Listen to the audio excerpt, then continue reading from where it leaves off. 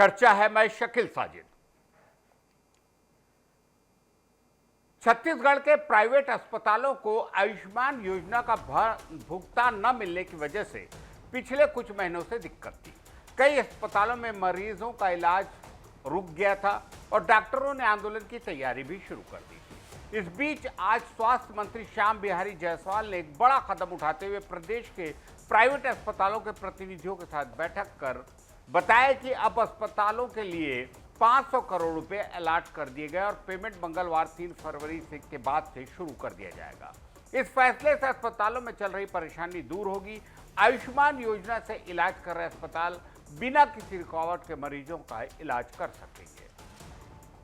Hospital association के प्रदेश अध्यक्ष doctor Suresh Shukla ने कहा कि पेमेंट शुरू हो जाने के कारण अब प्रस्तावित विरोध प्रदर्शन स्थगित हो गया और सभी अस्पताल सामान्य रूप से योजना के तहत इलाज करेंगे। पिछले कुछ महीनों में कई निजी अस्पताल अपने खर्चों और कर्मचारियों की सैलरी भी नहीं चुका पा रहे थे, लेकिन इस पेमेंट से अब उनकी आर्थिक स्थिति सुधरेगी, मरीजों को भी राहत मिलेगी और उन्हें इलाज में किसी तरह की परेशानी नहीं होगी।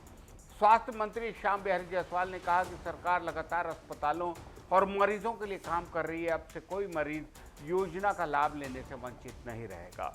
इस पूरे फैसले ने प्राइवेट अस्पताल और सरकार के बीच का गतिरोध खत्म कर दिया। अस्पतालों और डॉक्टरों को भरोसा है कि भविष्य में योजना के तहत भुगतान नियमित होंगे और मरीजों का इलाज बिना रुकावट चलेगा।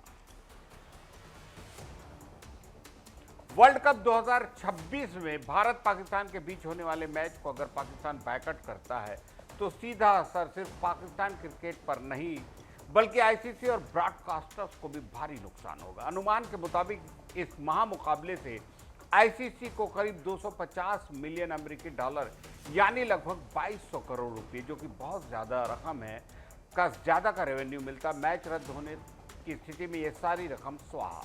मैच के कैंसिल होने से होस्ट, ब्रॉडकास्टर और मीडिया राइट्स होल्डर जियो स्टार को भी बड़ा फाइनेंशियल झटका। एक बड़े मैच के लिए विज्ञापन रेवेन्यू करीब 200 से 250 करोड़ रुपए होता है और 10 सेकंड के कमर्शियल स्लॉट की कीमत 40 लाख। हालांकि अगर वॉकओवर दिया गया तो भारत को पूरे पॉइंट्स मिल जाएंगे, लेकिन आईसीसी के पास पीसीबी पर आर्थिक पेनाल्टी लगाने का अधिकार है। विशेषज्ञ बताते हैं कि पाकिस्तान के लिए बड़ा नुकसान होगा। पाकिस्तान के सालाना रेवेन्यू 35.5 मिलियन अमेरिकी डॉलर है, जबकि सिर्फ एक मैच का नुकसान 250 मिलियन अमेरिकी डॉलर। इस तरह देखा जाए तो पाकिस्तान का यह कदम आर्थिक रूप से उन्हें कंगाल कर सकता है। फिलहाल पाकिस्तान टीम कोलंबो पहुंच चुकी है और तय नहीं है कि वे अपनी बात पर अड़े रहेंगे या नहीं। मैच में नहीं उतरते तो क्रिकेट फैंस, आईसीसी और भारत के ब्रॉडकास्टर सबको भारी नुकसान झेलना पड़ेगा और खेल का जो नुकसान होगा इस राजनीति के चलते वो अलग है। सुप्रीम कोर्ट ने एक जबरदस्त फैसले में धर्मांतरण विरोधी कानूनों को लेकर बड़ी कार्रवाई की है। कोर्ट ने केंद्र सरकार के साथ साथ राजस्थान, उत्तर प्रदेश, उड़ीसा, छत्तीसगढ़, अरुणाचल प्रदेश, गुजरात, झारखंड, उत्तराखंड, हरियाणा, मध्य प्रदेश, कर्नाटक और हिमाचल प्रदेश सरकारों को नोटिस जारी किया। कोर्ट ने इन राज्यों और केंद्र को आदेश दिया है कि वे 4 हफ्ते के अंदर अपने जवाबी हलफनामे में दाखिल करें। ये notice national council of churches in India यानी एनसीसीआई की नई याचिका पर सुनवाई के दौरान जारी हुआ। एनसीसीआई ने अदालत में दलील दी कि कुछ राज्यों के धर्मांतरण विरोधी कानूनों का बड़े पैमाने पर दुरुपयोग हो रहा है, जिससे नागरिकों के मौलिक अधिकार जबरदस्त रूप से प्रभावित हो रहे हैं। एनसीसीआई की वकील मीनाक्षी अरोड़ा ने कहा कि ओडिशा और राजस्थान ने भी नए कानून बनाए हैं जिन पर पहले कोई चुनौती नहीं दी गई थी। सॉलिसिटर जनरल तुषार मेहता ने कोर्ट में केंद्र सरकार का पक्ष रखा। उन्होंने कहा कि कई याचिकाएं पहले से लंबित और कानून सुप्रीम कोर्ट की पहले की 5 जजों के बेंच के फैसले के दायरे में आता है। कोर्ट ने निर्देश दिया कि सभी नोटिस की एक प्रति राज्यों के महाधिवक्ताओं को भेजी जाए और संबंधित पक्ष संयुक्त हलफनामा दाखिल करे। कोर्ट ने कहा कि इस मामले की सुनवाई 3 जजों की बेंच के सामने होगी और नई याचिकाओं से पहले लंबित याचिकाओं के साथ तय किया जाएगा। सुप्रीम कोर्ट का यह कदम केंद्र और राज्यों के कानूनों की संवैधानिक वैधता को लेकर स्पष्टता लाने के लिए, पारदर्शिता के लिए उठाया गया है और बेहद अहम है। बजट में छत्तीसगढ़ के लिए रेलवे की बड़ी सौगात। केंद्र सरकार ने 25-26 के बजट में राज्य के रेलवे नेटवर्क को मजबूत करने के लिए 7,470 करोड़ रुपए का प्रावधान किया है। ये राशि 2009-14 के औसत 311 करोड़ रुपए की तुलना में लगभग 24 गुना है। इस ऐतिहासिक निवेश से प्रदेश में चल रही 51,000 करोड़ रुपए की रेलवे परियोजनाओं को नई गति मिलेगी।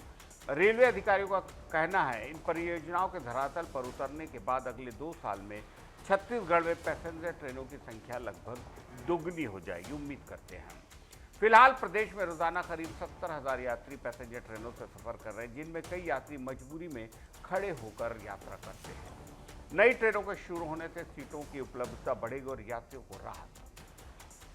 प्रदेश में भी कुल 216 ट्रेनें चल रही है, जिनमें 162 मेल एक्सप्रेस और 54 पैसेंजर ट्रेनें शामिल हैं। रेलवे योजना के मुताबिक पैसेंजर ट्रेनों की संख्या दोगुनी होने से यात्रियों की संख्या में भी लगभग 50% तक बढ़ोतरी होगी।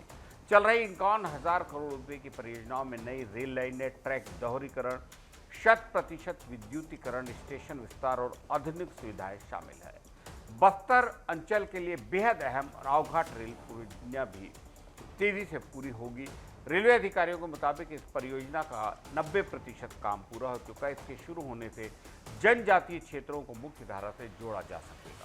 पैसेंजर ट्रेनों की संख्या बढ़ने से लोग बस और निजी वाहन कम इस्तेमाल करेंगे, जिससे सड़कों पर ट्रैफिक का दबाव कम होगा, ईंधन की खपत कम होगी और सड़क हादसों में कमी आएगी। मुख्यमंत्री विष्णुदेव साय ने इस ऐतिहासिक निवेश को डबल इंजन सरकार का बेहद बड़ा तोहफा बताया। उन्होंने कहा कि नए ट्रैक स्टेशनों का कायाकल्प और आधुनिक ट्रेनों के माध्यम से प्रदेश में रेल यात्रा को सुरक्षित और सुविधाजनक बनाया जा रहा है। अमृत स्टेशन योजना के तहत 32 स्टेशनों का आधुनिकीकरण किया जा रहा है। डोंगरगढ़ और अंबिकापुर जैसे स्टेशन पहले ही तैयार हैं। वंदे भारत व अमृत भारत एक्सप्रेस जैसी आधुनिक ट्रेनें प्रदेश में चल रही हैं और बहुत सी फास्ट ट्रेनें इसके साथ ही साथ जो फ्रेट कॉरिडोर है, जो कि सामानों के लिए ये उपयोग आएगा, क्रेक फ्रेट कॉरिडोर, वो भी आने वाला है हमारे प्रदेश में। चलते थे मात्र 311 किलोमीटर, मात्र 311।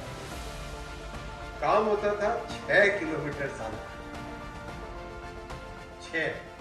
छत्तीसगढ़ जितने बड़े प्रदेश में आज काम हो रहा है 162 किलोमीटर। कहाँ 6 था, 162 किलोमीटर छत्तीसगढ़ का काम।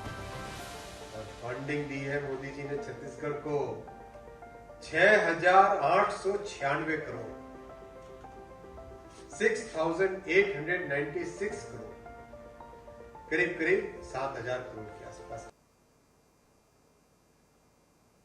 सुप्रीम कोर्ट ने पुणे पोर्श हादसे में बड़ा फैसला। इस हादसे में 2 IT पेशेवरों की मौत और मामले में कई लोग गिरफ्तार हुए थे। हादसा तब हुआ था जब 17 साल का एक नाबालिग शराब के नशे में पोर्श कार चला रहा था। सुप्रीम कोर्ट ने कहा कि नाबालिगों से जुड़े ऐसे हादसों के लिए सिर्फ बच्चे ही नहीं, माता पिता भी जिम्मेदार हैं, खासकर तब जब वे अपने बच्चों को कार या पैसे देते और नियंत्रित नहीं कर पाते। सुप्रीम कोर्ट ने इस मामले में ब्लड सैंपल बदलने और सबूतों में छेड़छाड़ करने के आरोप में 3 लोगों को जमानत दी। कोर्ट ने स्पष्ट किया कि नशा करना अलग बात है, लेकिन बच्चों की कार की चाबी या मौज मस्ती के लिए पैसे देना बिल्कुल गलत। माता पिता को अपने बच्चों के साथ वक्त बिताना चाहिए, गतिविधियों पर नजर रखनी चाहिए ताकि वे ऐसे हादसों में शामिल ना हो। पूरे मामले में 19 मई 2024 को पुणे के कल्याणी नगर इलाके में हादसा। नाबालिग ने पोर्श कार चलाते हुए 2 लोगों को कुचल दिया, जिनमें अनीश अवधिया और अश्विनी कोष्टा शामिल। इस हादसे के बाद कई आरोपियों को गिरफ्तार किया, जिनमें बच्चों के माता पिता, बिचौलिए और अस्पताल कर्मचारी भी शामिल थे। सुप्रीम कोर्ट ने अपने फैसले में यह भी कहा कि माता पिता की लापरवाही के कारण बच्चे कानून की सीमाओं को पार करते हैं। ये फैसला न केवल इस मामले के लिए बल्कि पूरे देश में नाबालिगों की सुरक्षा और माता पिता की जिम्मेदारियों के लिए अहम है। कोर्ट ने साफ संदेश दिया कि अगर बच्चे के साथ नियंत्रण और निगरानी नहीं तो माता पिता भी कानूनी तौर पर जिम्मेदार हैं। निर्णय से यह भी संकेत मिलता है कि भविष्य में नाबालिगों से जुड़े हादसों और उनकी कानूनी जिम्मेदारी को लेकर माता पिता को अधिक सतर्क होना होगा। सुप्रीम कोर्ट ने बच्चों की सुरक्षा और समाज में जिम्मेदारी के महत्व को भी उजागर किया।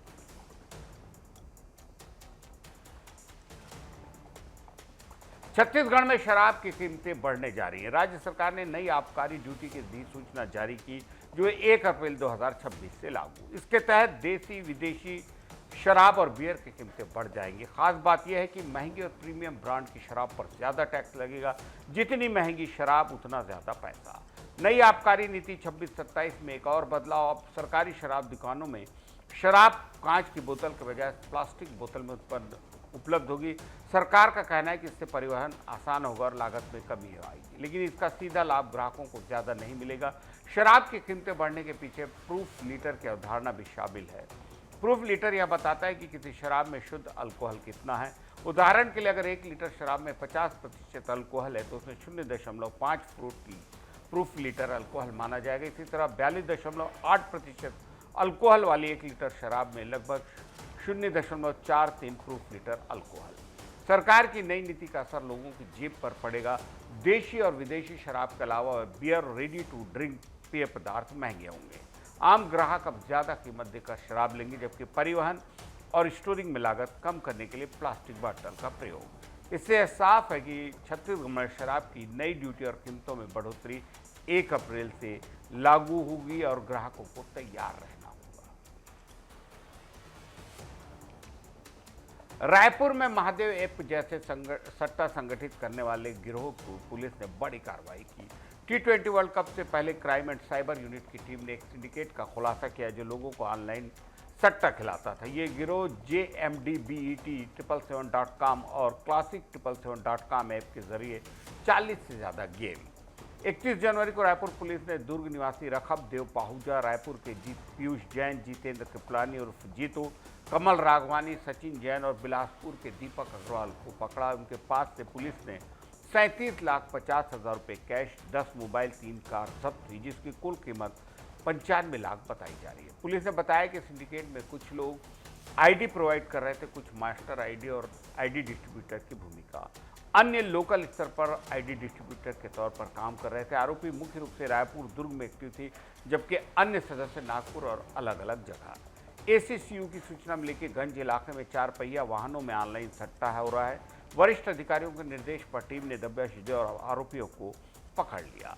ऑनलाइन बैटिंग ऐप से सट्टा खिलाने का सबूत मिला। पुलिस उपायुक्त स्मृतिक राजनाला ने बताया कि आरोपियों के अकाउंट्स और म्यूल अकाउंट्स की जानकारी जुटा रहे हैं।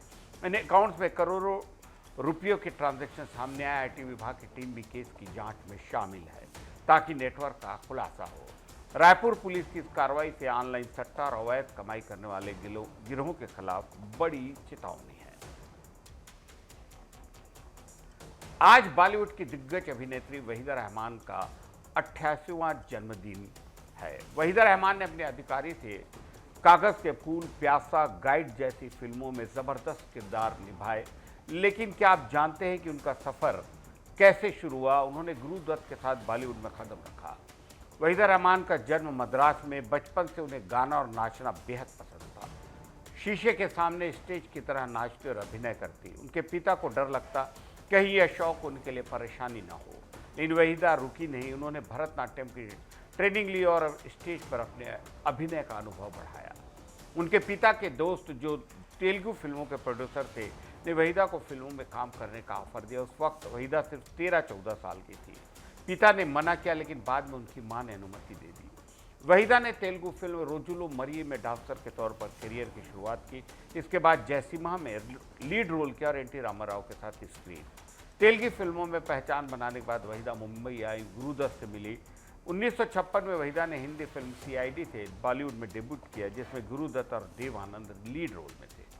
उन्हें बॉलीवुड में बड़ा मुकाम दिलाया। वहीदा रहमान एक दिग्गज अभिनेत्री बन गई। आज भी वहीदा रहमान की फिल्मों में उनका सहज और अनोखा अंदाज लोगों को याद रहता है, जिसमें राम और श्याम, CID, प्याजा, कागज के फूल और जो गाइड फिल्म है, ये बहुत ज़्यादा लोगों को याद आती है। चर्चा में इतना ही। इजाज़त दीजिए। शकील साजिद को नमस्कार।